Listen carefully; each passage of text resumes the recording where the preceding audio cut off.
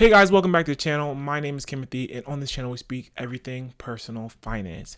And if you can tell, we just changed our name to the channel and it's now called Let's Talk Money. Let me know what you guys think. I kind of wanted to make the channel more of a brand than just using my name. I think it's pretty cool. Let's Talk Money. I don't see too many YouTubers or anyone out there with the name. So it's Let's Talk Money for now, but I might change it back to my name.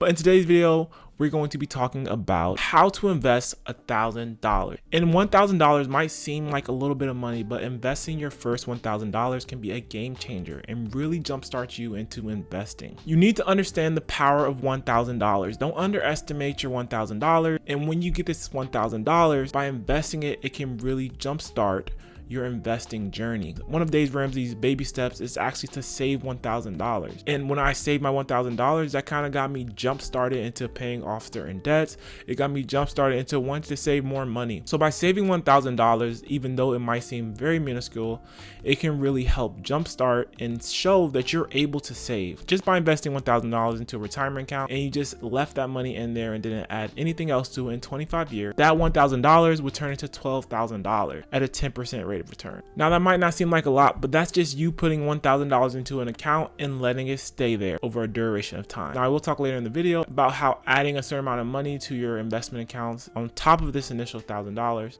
will really show how much compound interest works. So there are three concepts of confident investing: diversification, dollar cost averaging, and risk tolerance. So these three concepts are really the building block of investing. When it comes to diversification, you don't want to have all your money in one place. You might not want to put your whole $1,000 in one fund. You may not want to put your whole $1,000 into one investment. You might want to spread your investment around. You might want to put a certain amount into your savings. You might want to put a certain amount into your investment account. You might want to put a certain amount into your checking account just so it can be there. You don't want to put all your eggs in one basket, because once that basket crumbles, once that basket breaks, all of your money could be gone. And that is the worst case scenario. It doesn't happen very often, but it is a possibility. So you do want to be sure to have diversification when it comes to investing. For example, I have money into a 401k. I have money into a Roth IRA. I have money into a brokerage account. I have money into my savings account. I have money into real estate. So you really want to be diversified in different areas. So if real estate crashes, but the stock market doesn't crash or doesn't crash as much, I still have money in the stock market, but the real estate money might be gone or might be down for a little bit, but I still have money in the stock market. And if stock market crash and real estate crashes, I still have money in my savings account. So you just want to be sure that you are diversified, especially when it comes to investment. And dollar cost averaging is when you're investing increments of your money over time into your investment. Now with dollar cost averaging, you have to consistently invest your money into your accounts. No matter if it's down, no matter if it's up, you consistently invest money into these accounts, because generally investments rise. Generally they go to the right and they go up. So that's something that I'm doing. I'm dollar cost averaging. I recently just changed from investing into my Roth, into my brokerage accounts monthly. Instead, I'm doing weekly. So I'm maxing out my Roth IRA and I'm putting like $150 a week into my Roth IRA, so I can just kind of catch when the market is shifting, but it's done automatically. You just want to really invest all your money automatically as well. Catch the ups, you catch the downs when you dollar cost average and invest consistently over time. And number three is risk tolerance. You need to know how much risk you're going to be able to tolerate. Are you a risky person where you may want to put more money into stocks? You may want to put more money into stocks that have a lot of volatility. Or are you more of a safe person where you want to put more money into bonds, more money into the S&P 500, which is a very stable fund? That's something that you have to ask yourself. Are you more of a risky investor, or are you more of a safe investor? And if you're not an investor, just look at your life. Are you more of a person that lives on the edge, or are you the person that's more comfortable being further away from the edge? And yes, more risk can lead to higher rewards, but you got to be prepared for the bumps along the way. And the power of starting early is super important when it comes to investing, especially when you're investing your first $1,000. By starting to invest in your early 20s can really affect the amount of money that's going to be in your retirement account, especially if you're consistently investing by the time you reach retirement age. So let's say you initially invest your $1,000 and you add $300 a month to your investment accounts. At an 8% return, if you started in your 20s, then by the time you were 50, you have over $450,000 into your retirement account. Now, it's not because it's $1,000 that you invested, because the $450,000 compared to that little measly $1,000 that you put in when you were 20 is nothing. but it's the $1,000 that got you jump started, and that's the magic of compound interest. Now, by investing this $1,000 didn't get you to $450,000, but by investing this $1,000 when you were 20, it gave you the base, it gave you the mindset that you should be investing, that you can invest a lump sum of money. And this has hopefully gave you the foundation of investing over that period of time. So as you can see, the earlier you start, the bigger the impact will be. So start investing as soon as possible and invest even $50. If you can't invest $1,000, invest $500. If you can't invest $500, invest $200.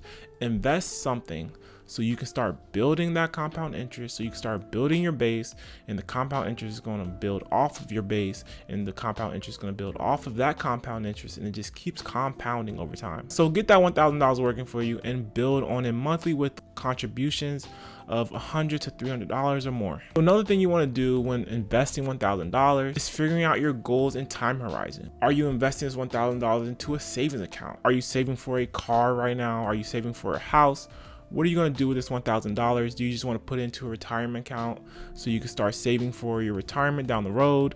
You have to figure these things out. This $1,000 can get you started to saving for a car. Say your car is on its last leg and you need to start saving for a car within the next 2 or 3 years. You're going to have to buy a new car. So this $1,000 can really get you jump started and put you in the mindset that you can save $1,000 or more. Or maybe you're thinking about buying a house in the next 7 years. So after you save for this car, you're already in the mindset because you have saved $1,000, your first $1,000, whether you invested it or whether you put it in your savings account. You might want to buy a house in the next 7 years. So you need to start preparing for things like that, and hopefully by saving this $1,000 it will jumpstart you. So as you can see, this $1,000 is a very small amount compared to the amount of money that you're gonna be spending on, say, a house or a car.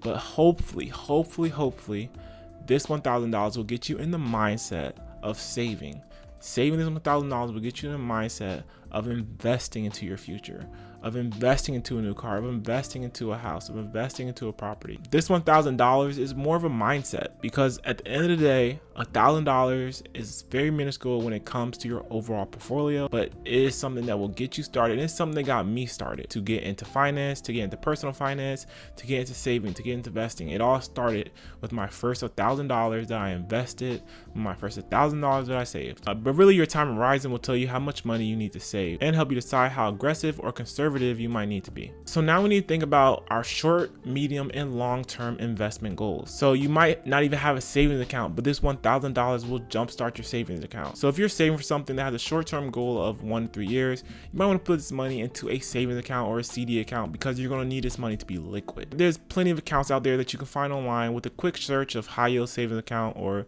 good CD accounts to put money in. So for medium term, like 3 to 10 years, balance is key. You don't want to put that money at risk too much, but you also want to put it into high growing funds. Just be sure to not put your money into risky and volatile investments. And for long term, if you're putting this $1,000 towards a long term goal, we're talking over a 20 and 30 year period of time that this money will be growing.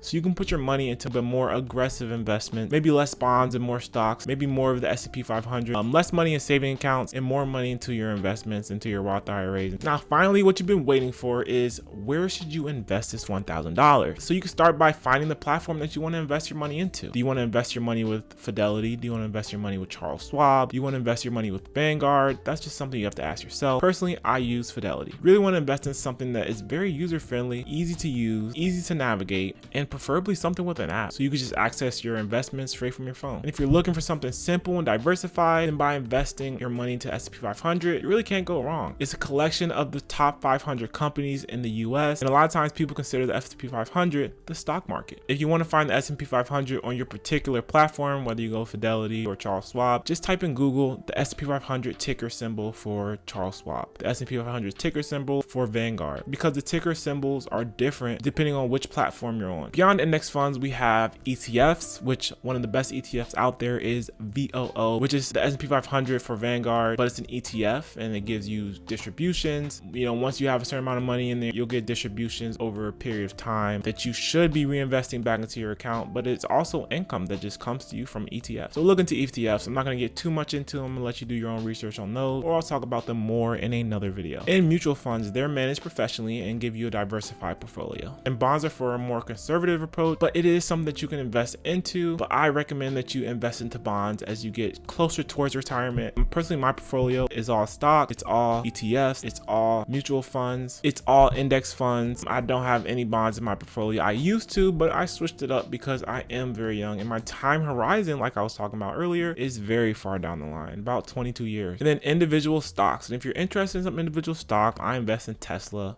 Google, Apple. You can invest into the main companies that you hear about, the Nikes, the Walmarts, but individual stocks do have more risk than, say, something like the S&P 500. But at the end of the day, invest into what you want to. I'm just a person on social media just talking about it. So do your research into your own investments and don't just invest into anything just because someone's talking about it. Be sure to be knowledgeable in what you're investing into so you have no regrets once you actually invest into that specific fund. So what's next? So the next step is to be sure to look into your 401k. Are you taking the match because that's free money? And after you invest this $1,000, why stop there? Look to invest 15% of your income or more and regularly invest, and make sure when you do invest, all your contributions should be automatically invested into all of your accounts. You want to make this easy. I'm investing now and I don't have to put any money to my investment account manually because every week, every month, my investments automatically come out. I get an email, $100 is invested into your account and it's invested into this fund. $150 is invested into your account and it's invested in this fund. My whole life is ran on automation,